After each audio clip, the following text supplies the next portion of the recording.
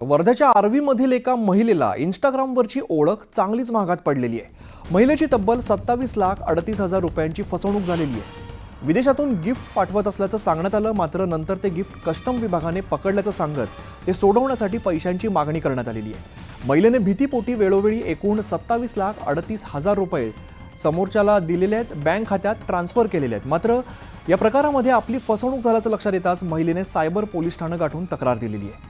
त्यानंतर सायबर पोलिसांकडून या प्रकरणी गुन्हा दाखल करत पुढील तपास सुरू केला आहे।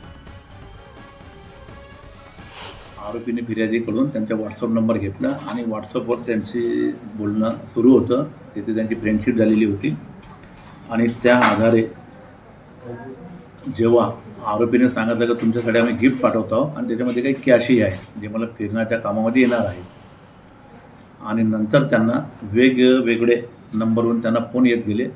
कधी कस्टममधून बोलतो म्हणून, कधी डिलिव्हरी बॉय बोलतो म्हणून, आणि त्यांच्याकडून वेळोवेळी अशी एकूण आतापर्यंत 27,38,000 रुपये रक्कम ऑनलाईन ट्रान्झॅक्शनद्वारे घेण्यात आलेली आहे।